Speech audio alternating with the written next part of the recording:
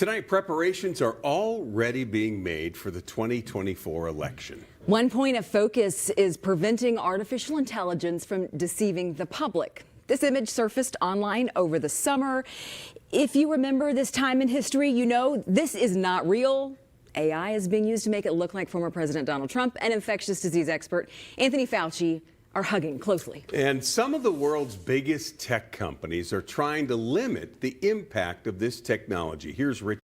Seeing is believing. What you see is not real. Or is it? It's hard to, fact check when artificial intelligence can make something that realistic. We showed U of M students Brandon Gillick and Maggie Chu our previous story about deep fakes and the political landscape. This one showing former President Donald Trump struggling with police in New York City.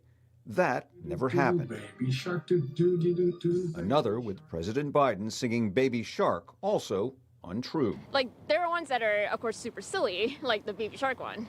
So that, I think most people would consider like, oh, that's impossible. This week, Meta, operator of Facebook and Instagram, says political ads running on its platforms will need to disclose if they were created using AI. Our democracy could be at risk where people are not able to distinguish between real and not real. Manjit Rege is the director of the Center for Applied Artificial Intelligence at the University of St. Thomas.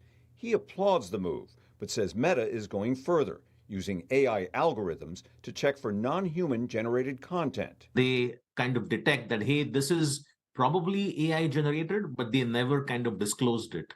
And then you get flagged for it. And then eventually, if you repeat that, you will be banned from the platform. Microsoft Tuesday unveiled a tool which allows political campaigns to insert a digital watermark into their ads, ensuring they can't be digitally altered. A lot of people will disregard that. They'll strip whatever disclaimer there is from it and still push it out into the social media. But David Schultz, a political science professor at Hamline University, worries bad actors are going to find workarounds. Given how intense the competition, how polarized the country is, there's no question we're going to start to have these incredible problems regarding doctored or falsely created videos. Gillick hopes these new steps will make a difference. We're coming to that era. I feel like this is a new thing. There's not a whole lot of oversight with AI.